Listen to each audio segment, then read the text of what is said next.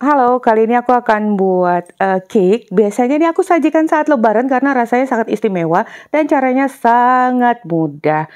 Dan yang pasti ini bisa untuk ide jualan. Cake atau bolu apa ya ini namanya yang pasti kalian bisa lihat ya. Seratnya halus, kayak roti aja. Halus, lembut, dan pori-porinya kecil sekali ya.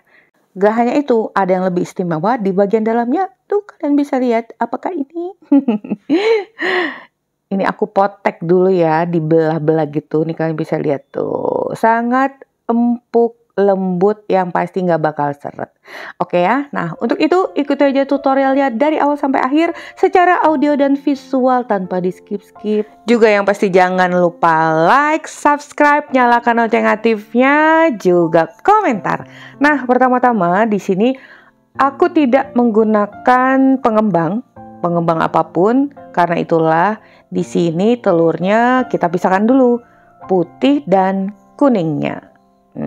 Jadi dengan teknik memisahkan putih telur dan kuning, ini kita nggak perlu lagi menggunakan pengembang, asalkan telurnya juga masih sehat ya, lagi fresh.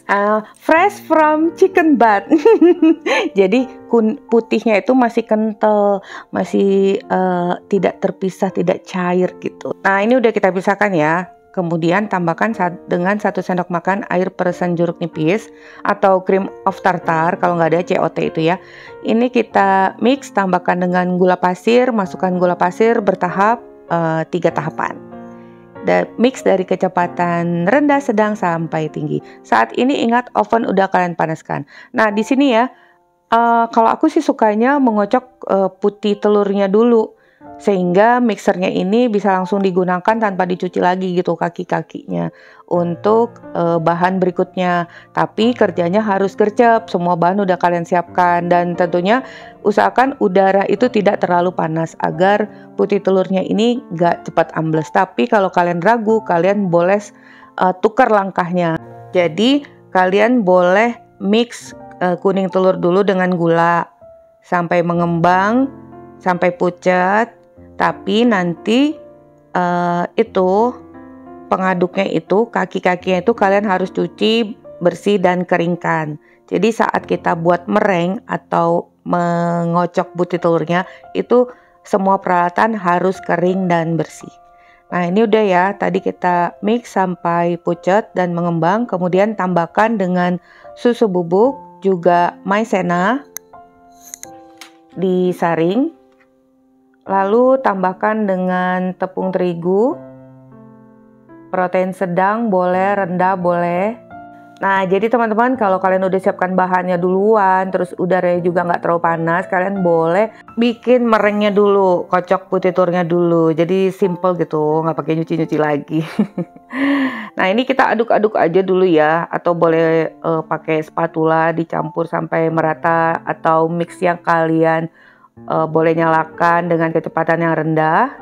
Kemudian tambahkan dengan minyak goreng atau minyak sayur. Dan di sini aku gunakan butter margarin dari Royal Palmia. Itu kita cairkan dulu, tapi jangan sampai lama ya, jangan sampai teksturnya itu bening. Jadi masih menteganya masih kental tapi udah cair. Jadi begitu hangat-hangat bisa dikeluarkan, diaduk aja jadi satu, dia pasti lumer. Nah tadi udah kita mix sampai merata, dan ini aku bantu dengan spatula. Yang pasti bahannya udah tercampur merata. Kemudian masukkan sepertiga bagian dulu meringuenya atau kocokan putih telur. Jadi putih telur ini kita mix tidak sampai kaku ya, tapi sampai soft peak aja, sampai seperti busa. Nah ini kalau udah tercampur merata, baru deh di ini aku bagi lagi 2 bagian. Aduk, lipat balik seperti ini, tapi jangan terlalu lama juga, yang pasti harus lebih tercampur merata. Ini nggak sampai merata, kemudian masukkan aja yang terakhir. Nah sekarang kita aduk balik kembali sampai merata. Oh ya, tadi untuk telur juga nggak boleh dingin, harus suhu ruang. Jadi kalau buat cake atau bolu itu kan biasanya telurnya harus fresh, suhu ruang, nggak boleh dingin. Oh ya, nah ini udah tercampur. Sekarang siapkan, di sini aku gunakan 1 buah daging kelapa muda. Jadi dari 1 butir aja ya. Karena lagi bulan puasa nih, harganya cukup melejit. Kalian boleh sampai 2 sih. Kalau untuk 1 kelapa ya segitu. Nah, ini aku bagi sebagiannya untuk aku masukkan ke dalam adonan. Jadi nanti ada rasa tergigit-gigit kelapanya gitu, daging kelapanya. Ini kelapanya cakep banget loh. Airnya diminum aja, jangan dibuang. Atau dibuat bacem. Dan tadi aku aduk balik ya. Untuk isiannya tuh nggak terlalu banyak karena kelapanya terbatas dikit. Kalian boleh tambahkan ya. Dan di sini aku salah ambil loyang. Loyang yang ideal itu ukuran 20 x 20 cm ya. Tapi ternyata aku salah ambil. Ini aku gunakan loyang 24. Wow, gede banget. Aduh, jangan lupa tadi dihentakkan ya agar nggak ada gelembung yang terjebak. Kemudian kita taburi permukaannya dengan kelapa muda. Jangan lupa oven dari tadi udah kalian panaskan, dan sekarang akan aku oven dengan suhu 170 derajat Celcius 50 menit. Aku 50 menit, bisa 45 sampai 50, dilihat-lihat aja ya, tentunya sesuai dengan oven masing-masing.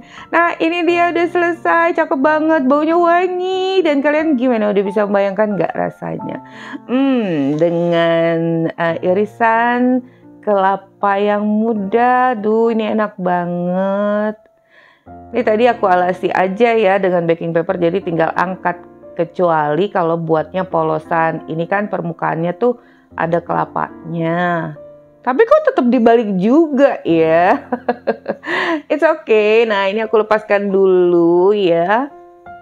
Nih, karena tadi aku salah loyang, loyangnya itu terlalu besar. Sebenarnya aku menyesuaikan aja sih dengan kotak yang ada. Ini loyangnya 24, wih gede banget. Jadi yang ideal itu kalian gunakan loyang 20 untuk 5 butir telur ya. Tadi aku salah nyomot loyang, jadi hasilnya itu nggak tinggi seperti brownies tingginya. Tapi nggak masalah, malah justru lebih irit. Ini aku potong, kalian bisa lihat nih, sangat lembut tuh ya.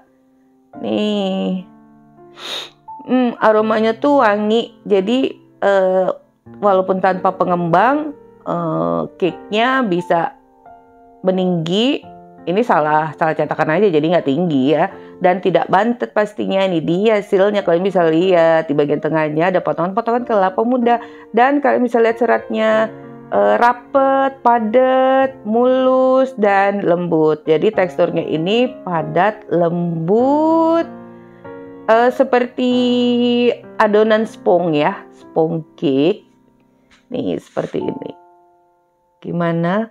Bisa kalian jadikan hampers untuk jualan, tapi jangan lupa. Tapi kalau mau yang tipis gini ya pakai loyang 24. Kalau yang tinggi 2 kali lipat berarti menggunakan loyang 20. Nah, yang pasti ini enak banget. Bisa kalian sajikan untuk menu sajian lebaran. Atau untuk ide jualan cake lebaran. Jadi kira-kira apakah nama dari cake ini? Coba kalian tulis namanya, beri nama ya di kolom komentar. Oke, nah sampai di sini dulu resep kita hari ini. Thank you for being with me today. Wassalamualaikum warahmatullahi wabarakatuh.